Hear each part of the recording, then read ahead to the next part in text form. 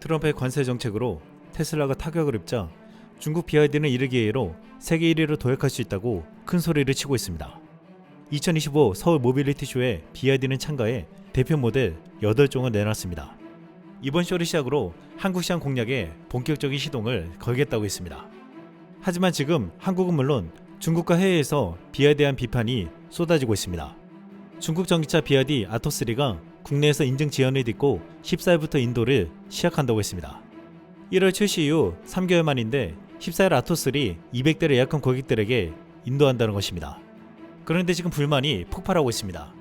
소비자들 사이에서는 당초 BYD 측이 국고 보조금을 받으면 2천만 원대의 차량을 살 수 있다고 했지만 보조금이 낮게 책정되어 결국 3천만 원을 넘게 가격을 지불하게 되었습니다.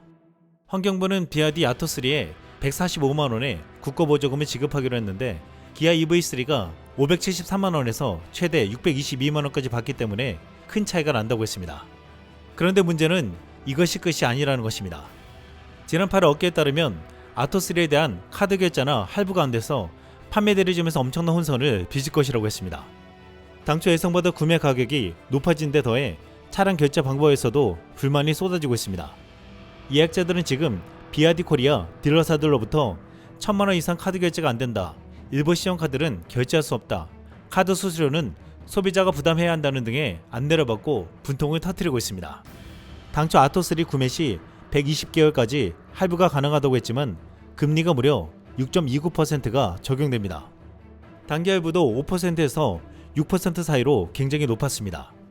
기아는 48개월 할부 시 3.6%, 르노는 3.3%가 적용되는데 가격이 싸다 해도 할부를 할 때 내는 이자는 거의 2배에 가까웠습니다.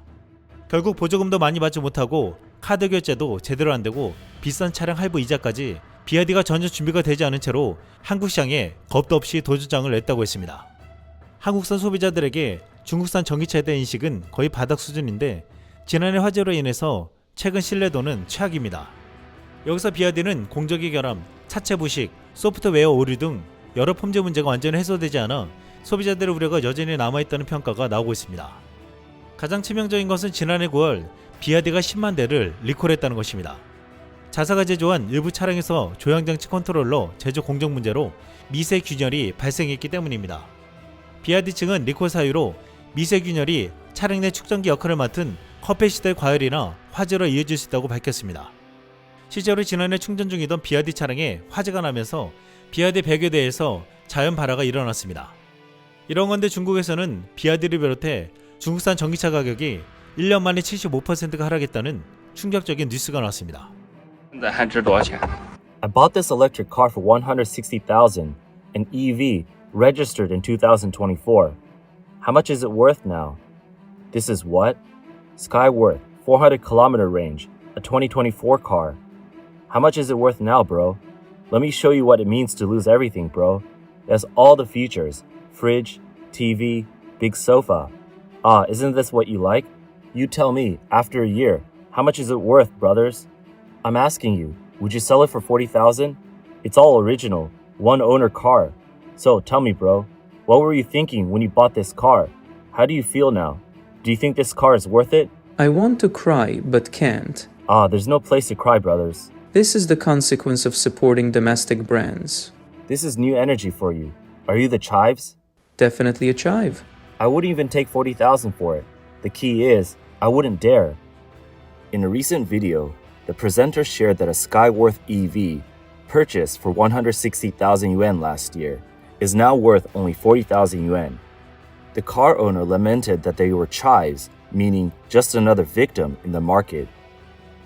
A female influencer also commented on the significant depreciation of EVs, noting that nearly all of them has seen their value cut in half, with resale values so poor they are hard to even look at. First Financial reports that the average price reduction for EVs in 2024 is 18,000 yuan, a 9.2% decrease, while traditional gasoline vehicles saw an average reduction of 13,000 yuan, or 6.8%. Notably, EVs are now seeing greater price reductions than their gasoline counterparts, making them subject to what some call an IQ tax. Morgan Stanley's latest reports suggest that EVs priced in China could drop by 20% across the board in 2025, sparking further discussion in the industry.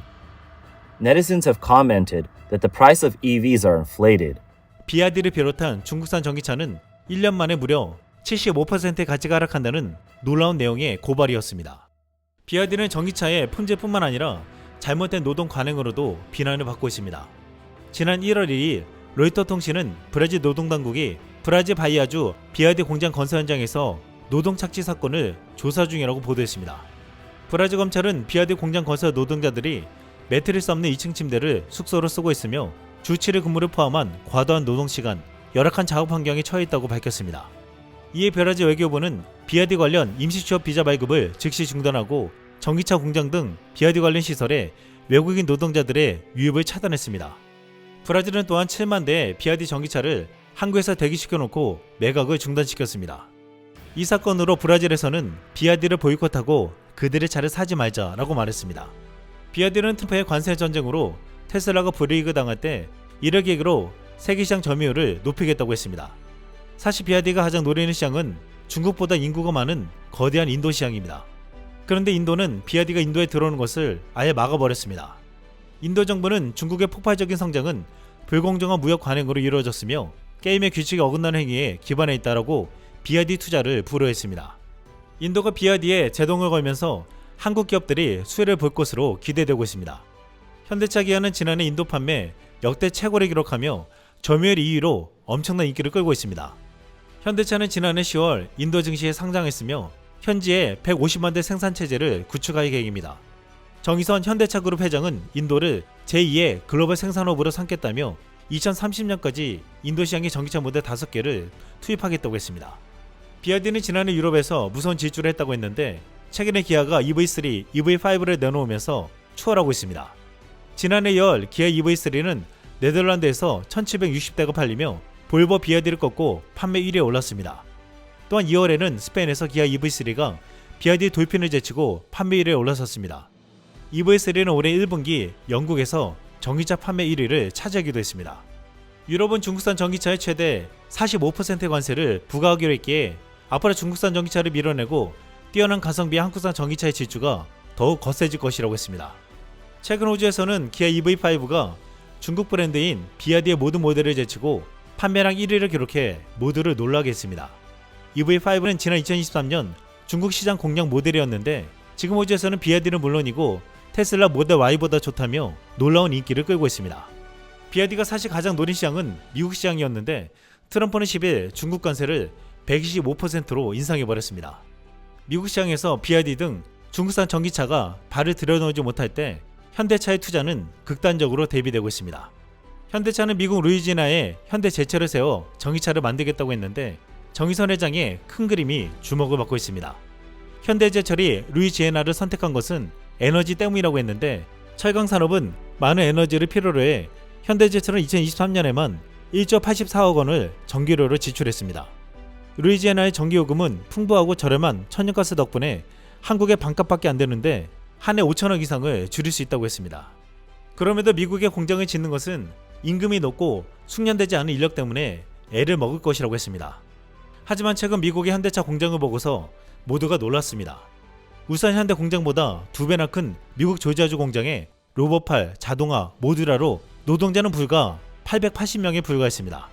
울산 공장에 비해 생산량당 노동자를 3분의 1로 줄였다고 했습니다. 이 때문에 미국의 공장을 지어도 인건비 걱정을 할 필요가 없다는 것입니다. 이 공장을 보고 국내 네티즌들은 이렇게 말했습니다. 인건비도 안 들어, 파업도 안 해, 얼마나 좋아. 진짜 금속노조네. 이상 쓸망이었습니다.